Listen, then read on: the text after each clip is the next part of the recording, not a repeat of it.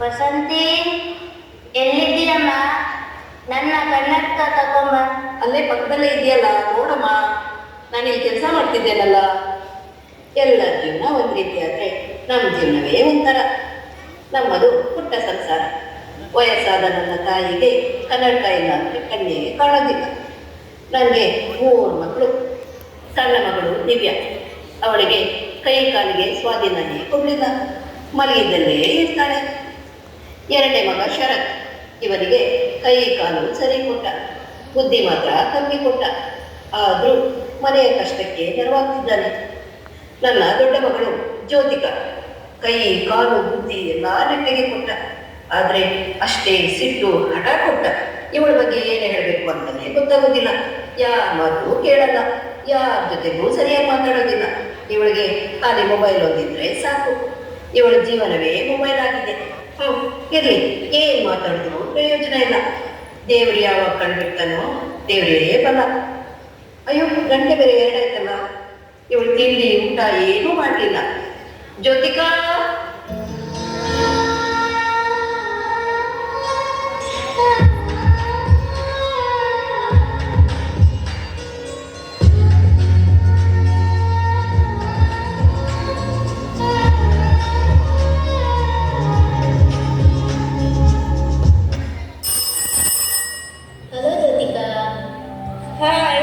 ನೀನು ಹೂವಿನ ಬಾಣದಂತೆ ಹಾಡನ್ನು ಚೆನ್ನಾಗಿ ಹಾಡ್ತೀಯಾ.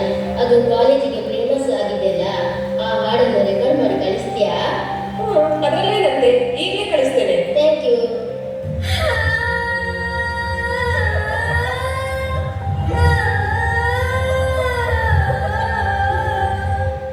ಜ್ಯೋತಿಕಾ, ಓ ಜ್ಯೋತಿಕಾ, ಊಟಕ್ಕೆ ಬಾ. ಈ ಅಮ್ಮನೊಂದು ಕಿರಿಕಿರಿ ಇದ್ದದ್ದೇ, ಒಂದು ಫೋನ್ ನೋಡ್ಲಿಕ್ಕೂ ಬಿಡುದಿಲ್ಲ. ಇದ್ಯಾವುದು ಹೊಸ ರೀಲ್ಸ್? ಓ ಜ್ಯೋತಿಕಾ, ಮೊಬೈಲ್ ಒಂದು ಕೈಲಿದ್ರೆ ಸಾಕು ಇವಳಿಗೆ. ನಾನೇ ಹೋಗಿ ನೋಡಿ ಬರ್ತೇನೆ. ಗಂಟೆ 2 ಆಯ್ತು, ತಿಂಡಿ ಊಟ ಮಾಡದೆ ಇಡೀ ದಿನ ಮೊಬೈಲಲ್ಲಿ ಇರ್ತೀಯಾ? ನೀನು ಏನು ಬೇಕಾದ್ರೂ ಹೇಳು, ನನ್ನ ಮೊಬೈಲ್ ಸುದ್ದಿಗೆ ಬರಬೇಡ. ನಾನು ಬೇರೆಯವ್ರ ಮನೆ ಕೆಲಸಕ್ಕೆ ಹೋಗಿ ಪಾತ್ರೆ ತೊಳೆದು ಬಟ್ಟೆ ಒಗೆದು ನಿಮ್ಮಿಬ್ಬರನ್ನು ಕಷ್ಟಪಟ್ಟು ಸಾಕ್ತಿದ್ದೇನೆ. ನೀನು ಇಡೀ ದಿನ ಮೊಬೈಲ್ ಮೊಬೈಲ್ ಮೊಬೈಲ್. ನಿನ್ನನ್ನು ಡಿಗ್ರಿ ಓದಿಸಿದ್ದು ಇದಕ್ಕೆನಾ? ನಿನ್ನ ತಮ್ಮನನ್ನು ನೋಡು, SSLC ಅರ್ಧಕ್ಕೆ ಮುಗಿಸಿ ಕೂಲಿ ಕೆಲಸಕ್ಕೆ ಹೋಗ್ತಿದ್ದಾನೆ. ಅದಕ್ಕೆ ನಾನೇನ್ ಮಾಡ್ಲಿ? ಅದವನ ಹಣೆ ಬರ. ನಾನೇ ಹೇಳಿದ್ನ, ನನ್ನ ಡಿಗ್ರಿ ತನಕ ಓದಿಸಿದ್ದ ನನಗೆ ಫ್ಯಾಷನ್ ಡಿಸೈನರ್ ಆಗ್ಬೇಕನ್ನೋ ಆಸೆ ಇತ್ತು. ನೀವು ನನ್ನನ್ನು PU ಆದಮೇಲೆ ಫ್ಯಾಷನ್ ಡಿಸೈನ್ ಕೋರ್ಸ್ ಮಾಡ್ತಿದ್ರೆ ಇವತ್ತು ನಾನು ಬ್ಯಾಂಗ್ಳೂರಲ್ಲೋ ಮುಂಬೈಯಲ್ಲೋ ಫ್ಯಾಷನ್ ಡಿಸೈನರ್ ಆಗ್ತಿದ್ದೆ. ಸಮಾಧಾನದಿಂದ ಇರು ಮಗಳೇ, ನಾನು ಹೇಳುತ್ತೇನೆ. ಅಮ್ಮ, ಓದು, ಕೆಲಸ, ಹಣ ಇವೆಲ್ಲ ಜೀವನಕ್ಕೆ ಬೇಕು. ಆದರೆ ಭಾವನೆಗಳು, ಸಂಬಂಧಗಳು ಜೀವನದಲ್ಲಿ ಮುಖ್ಯತನಮ್ಮ. ಈಗಿನ ಕಾಲದಲ್ಲಿ ಭಾವನೆಗಳಿಗೆ, ಸಂಬಂಧಗಳಿಗೆ ಬೆಲೆನೇ ಇಲ್ಲ. ನಿಮ್ಮಿಬ್ಬರದ್ದು ಎಂತ ಚೋರೆ? ಊಟ ಮಾಡು, ಊಟ ಮಾಡು, ಊಟ ಮಾಡು. ನನಗೆ ಮೊಬೈಲಲ್ಲಿ ತುಂಬಾ ಕೆಲಸ ಇದೆ, ನನ್ನನ್ನು ಮೊಬೈಲ್ ನೋಡ್ಲಿಕ್ಕೆ ಬಿಟ್ಟು ಬಿಡಿ. ನೋಡಮ್ಮ ಹೇಗೆ ಮಾತಾಡಿ ಹೋಗ್ತಾಳೆ. ಸುಮ್ಮನಿರು ಮಗಳೇ, ಅವನಾದ್ರೂ ಕೆಲಸಕ್ಕೆ ಹೋಗಿ ಲೇಟ್ ಆಯ್ತಲ್ಲ. ಹೋಗಿ ಬಾ ಮಗ. ಅಮ್ಮ, ನನ್ನೊಂದು ಮೊಬೈಲ್ ಚಾರ್ಜರ್ ಇತ್ತಲ್ಲಮ್ಮ, ನೋಡಿದ್ಯಮ್ಮ? ಮಗಳೇ ಜ್ಯೋತಿಕಾ, ಸ್ವಲ್ಪ ಊಟ ಮಾಡಿ ಹೋಗಮ್ಮ. ನಿನ್ನದು ಒಂದೇ ರಾಗ. ನಾನು ಹೇಳಿದ್ನಲ್ಲ, ನನಗೆ ಹಸಿವಿಲ್ಲ ಹೇಳಿ. ನಾನು ನನ್ನ ಫ್ರೆಂಡ್ಸ್ ಮನೆಗೆ ಹೋಗ್ತಾ ಇದ್ದೀನಿ. ಅಮ್ಮ, ನನ್ನ ಮಾತಿಗಂತೂ ಬೆಲೆ ಇಲ್ಲ, ನಿಮ್ಮ ಮಾತನ್ನು ಸಹ ಕೇಳಲಿಲ್ವಲ್ಲಮ್ಮ. ಅಮ್ಮ, ಮಗಳು ಯಾಕೆ ಹೀಗೆ? ಪ್ರೀತಿ, ಸಂಬಂಧ, ಭಾವನೆಗಳೇ ಇಲ್ವಲ್ಲಮ್ಮ. ಅವಳಿಗೆ ಹಸಿವಾದರೆ ಎಲ್ಲಾದ್ರೂ ತಿಂತಾಳೆ. ನಿನ್ನ ಆರೋಗ್ಯ ಹಾಳು ಮಾಡ್ಕೋಬೇಡಮ್ಮ, ಊಟ ಮಾಡ್ಕೋ. ನೀವು ಸಹ ಬನ್ನಿ ಅಮ್ಮ. Hi. Hi. Hi Vishal. Hello. Vishal, ಈಗ ಬಂದಿಯಾ? ಜ್ಯೋತಿಕಾ, ಏನೇ? ನಾವು ಇಷ್ಟೆಲ್ಲ ರೀಲ್ಸ್ ಮಾಡ್ತೀವಿ, ವಿಡಿಯೋಸ್ ಮಾಡ್ತೀವಿ, ಮೊಬೈಲಲ್ಲೇ ಟೈಮ್ ಪಾಸ್ ಮಾಡ್ತೀವಿ. ಜೀವನ ಅಂದ್ರೆ ಏನು ಅಂತ ಯೋಚಿಸಿದ್ದೆ ಜ್ಯೋತಿಕಾ? ಅಯ್ಯೋ ಹುಚ್ಚಿ, ಅದರಲ್ಲಿ ಏನಿದೆ? ನಾವು ರೀಲ್ಸ್ ಮಾಡೋದ್ರಿಂದ, ವಿಡಿಯೋಸ್ ಮಾಡೋದ್ರಿಂದ ನಮಗೆ ಹಣನೂ ಬರ್ತದೆ, ಯಶಸ್ಸು ಬರ್ತದೆ. ಇವೆರಡಿದ್ರೆ ಸಾಕು, ನಮ್ಮ ಲೈಫ್ ಸೂಪರ್ ಆಗಿರ್ತದೆ. ಗೊತ್ತಾಯ್ತಾ? ಆದ್ರೆ ಮುಂದಿನ ಜೀವನ? ಅದಕ್ಕೆ ಸಮಯ ಇಲ್ಲ, ಅದೆಲ್ಲ ಬಿಡು. ಈಗ ಸ್ವಲ್ಪ ಎಂಜಾಯ್ ಮಾಡೋಣ. ಎಲ್ಲರೂ ಬನ್ನಿ, ಒಂದು ಡ್ಯಾನ್ಸ್ ಮಾಡೋಣ.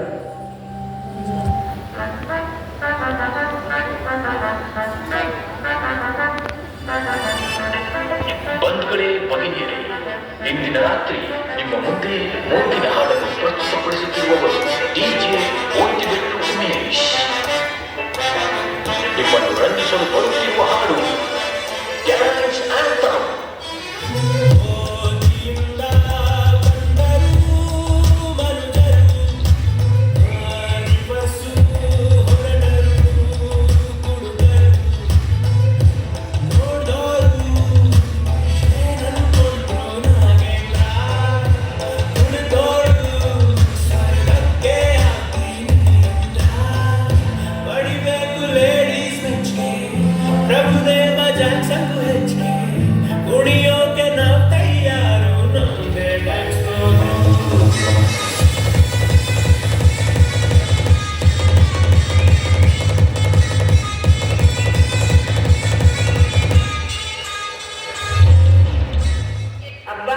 ಸುಸ್ತಾಯ್ತು, ಹೊಟ್ಟೆ ಹಸಿತ ಉಂಟು. ಪಾರ್ಕಿಗೆ ಹೋಗಿ ಏನಾದ್ರು ತಿನ್ನೋಣ.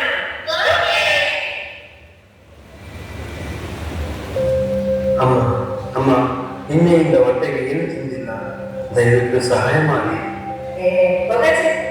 ಅಮ್ಮ ಅಮ್ಮ ನೀವಾದರೂ ಕೊಡಿ. ಹೋಗಪ್ಪ, ಹೋಗು ಹೋಗು. 2 ದಿನದಿಂದ ಏನು ತಿಂದಿಲ್ಲಮ್ಮ, ಏನಾದರೂ ತಿನ್ಲಿಕ್ಕೆ ಕೊಡು. ಕೈ ಬಗ್ಗಿಸಿ ಹುಡುಗಿದ್ದಾಗ ನಿಮಗೆ ಪ್ರಮಾಣ ಬೇಕಿದೆಯಾ? ಕೈ ಕಾಲು ಮತ್ತು ಬೆನ್ನು ನೋವು. ಅದೆಲ್ಲ ನಿಮ್ಮ ನಾಟಕ. ನಿಮ್ಮಂತವ್ರನ್ನ ಎಷ್ಟೋ ಜನರನ್ನ ಅಷ್ಟೇ ಬೀದಿ ಕಟ್ಟಿದೆ ನೋಡಿದ್ದೇವೆ. ಹೋಗು, ಕೆಲಸ ಮಾಡಿಕೊಂಡು ತಿನ್ನು. ಎಂಥ ಜನರು ಇವರು. ಅಯ್ಯೋ ದೇವರೇ, ಈ ದಿನ ಏನು ತಿನ್ನಲು ಇಲ್ಲದಾಗಿದೆ. ಜ್ಯೋತಿಕಾ, ನೀನು ಯಾವಾಗಲೂ ನಿನ್ನ ಬಗ್ಗೆ ಮೊಬೈಲ್ ಬಗ್ಗೆ ಜಾಸ್ತಿನೇ ಯೋಚನೆ ಮಾಡ್ತೀಯ. ಆದರೆ ಸ್ನೇಹ, ಸಹಾಯ, ನಗು ಇವೆಲ್ಲವೂ ಬದುಕಿನ ಭಾಗ ಆಗುವುದಿಲ್ಲ. ಪಾಪ ಈಗ ಬಡವ ಬಂದಿದ್ದಲ್ಲ, ಅವರಿಗೆ ನಮ್ಮಲ್ಲಿ ಸ್ವಲ್ಪ ತಿಂಡಿ ಕೊಡಬೇಕಲ್ಲ ಜ್ಯೋತಿಕಾ. ನಿಂಗೆ ಅದೆಲ್ಲ ಅರ್ಥ ಆಗುದಿಲ್ಲ. ಅದು ಅವ್ರ ನಾಟಕ. ನೀನು ನನ್ನ ಜೀವನದ ಬಗ್ಗೆ ಪ್ರಶ್ನೆ ಮಾಡ್ಬೇಡ. ನೀನ್ ಸಹ ನಮ್ಮ ಮನೆ ತರ ನನಗೆ ಪೋಸ್ ಮಾಡ್ಲಿಕ್ಕೆ ಬರ್ಬೇಡ. ಅದಿರ್ಲಿ, ಹೋಗಿ ಜ್ಯೂಸ್ ತಾ. ನಾನು ಹೋಗಲ್ಲ, ನೀನು ಹೋಗಿ. ತಂದೇನೆ ಜ್ಯೂಸು? ಜ್ಯೂಸ್ ಎಲ್ಲ ಬಿಡಿ, ಸೇರ್ ಬಂದು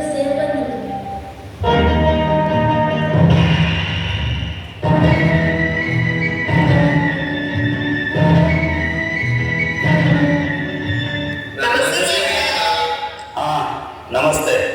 ಏನು ಪರೀಕ್ಷೆ ಓದ್ರಿ ಅಂತ 1 ವಾರ ರಜೆ ಕೊಟ್ರೆ ನೀವು 9 ಜನ ಪಾರ್ಕಿನಲ್ಲಿ ಟೈಮ್ ಪಾಸ್ ಮಾಡ್ತಿದ್ದೀರಾ? ಎಷ್ಟು ಧೈರ್ಯ ನಿಮಗೆ? ಜ್ಯೋತಿಕಾ, ಈ ಕಡೆ ಬಾ. ನೀನು ನಿಮ್ಮ ಮಾತನ್ನು ನಾನು ಕೇಳಿಸ್ಕೊಂಡೆ.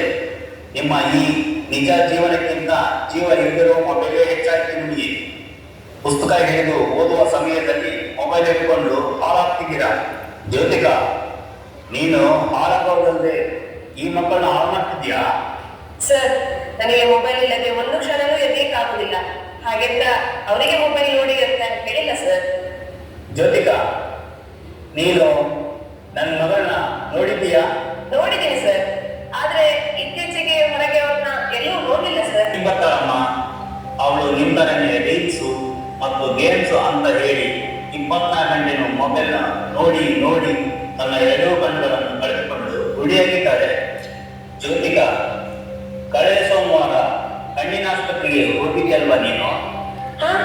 ಹೌದು ಸರ್, ಆದ್ರೆ ನಿಮಗೆ ಗೊತ್ತಾಯ್ತು ಸರ್? ಅಲ್ಲಿ ಡಾಕ್ಟರ್ ಏನು ಹೇಳಿದ್ರು ಅಂತ ನಾನು ಹೇಳ್ತೀನಿ, ಕೇಳು.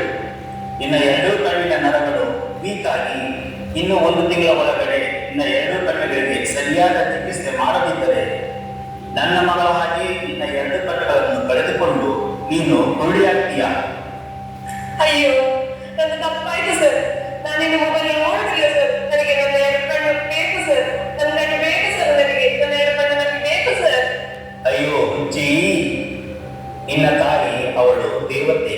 ನಿನ್ನ 2 ಕಣ್ಣಿನ ಚಿಕಿತ್ಸೆ ಮಾಡಲು ತನ್ನ ಬಳಿ ಹಣವಿಲ್ಲ ಎಂದು ಗೊತ್ತಿದ್ದು ತನ್ನ ಕಷ್ಟವನ್ನು ಅರಿತು ಉಳಿದ 2 ಮಕ್ಕಳಂತೆ ನಿನ್ನ ಪರಿಸ್ಥಿತಿಯಾಗಬಾರದೆಂದು ನಿನ್ನ 2 ಕಣ್ಣುಗಳ ಮುಂದೆ ಏನಾದರೂ ಆದರೆ ತನ್ನ 2 ಕಣ್ಣುಗಳನ್ನು ನಿನಗೆ ದಾನವಾಗಿ ಕೊಡುವುದಾಗಿ ಆಸ್ಪತ್ರೆಯಲ್ಲಿ ಬರೆದುಕೊಟ್ಟಿದ್ದಾರೆ.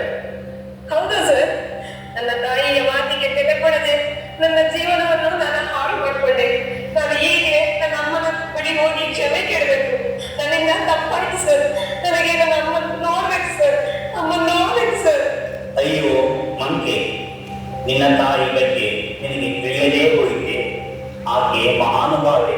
ನಿನಗೆ ತನ್ನ 2 ಕಣ್ಣುಗಳನ್ನು ದಾನವಾಗಿ ಮೇಲೆ ಈ ಪ್ರಪಂಚದ ಬೆಳಕನ್ನು ನೋಡಲಿಕ್ಕೆ ಆಗುವುದಿಲ್ಲ ಎಂದು ತಿಳಿದಿದ್ದರೂ ಸಹ ಭವಿಷ್ಯದಲ್ಲಿ ನೀನು ಕತ್ತಲೆಯನ್ನು ಅನುಭವಿಸಬಾರದು ಎಂದು ನಿನ್ನ ಜೀವನಕ್ಕೆ ಬೆಳಕಾಗಲು ಹೊರಟ ಮಹಾತಾಯಿ ಆಕೆ. ಹೇಳಮ್ಮ, ಹೇಳು, ಮೇಲೆ ಕೇಳು. ಈಗಲಾದರೂ ನಿನಗೆ ಬುದ್ಧಿವಂತಲ್ಲ, ಅಷ್ಟು ಸಾಕು.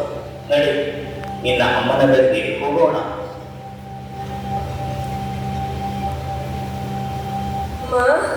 ಅಮ್ಮ, ಅಮ್ಮ, ನನ್ನನ್ನು ಕ್ಷಮಿಸಿ. ನಿಮ್ಮ ಮಾತು ಕೇಳಲಿಲ್ಲ, ನಿಮ್ಮನ್ನು ನೋಯಿಸಿದೆ. ಚಿಂತೆ ಇಲ್ಲ ಮಗಳೇ, ಎಲ್ಲ ಕೆಲಸಗಳು ಸಮಯಕ್ಕೆ ಸರಿಯಾಗಿ ಮಾಡಬೇಕು. ದೊಡ್ಡವರು ಹೇಳೋದೆಲ್ಲ ಮಕ್ಕಳ ಒಳ್ಳೆಯದಕ್ಕೇನೆ. ಇನ್ನು ಮುಂದೆ ನೀವು ಹೇಳಿದಾಗೆ ಕೇಳ್ತೇನಮ್ಮ. ದೇವರೇ ನಮಗೆ ಒಳ್ಳೆಯ ಹೃದಯ ಕೊಡು. ಪ್ರೀತಿ, ಕರುಣೆ, ಸಹಾಯ ಮಾಡುವ ಮನಸ್ಸು ಕೊಡು. ಬದುಕು ಕೇವಲ ಉಸಿರಾಡುವುದಲ್ಲ, ಇತರರ ನೋವು ನಗುವನ್ನು ಹಂಚಿಕೊಳ್ಳುವುದೇ ಬದುಕು. ಭಾವನೆಗಳಿಲ್ಲದ ಜೀವನ ಖಾಲಿ, ಭಾವನೆಗಳೊಂದಿಗೆ ಬದುಕಿದರೆ ಜೀವನ ಪೂರ್ತಿ.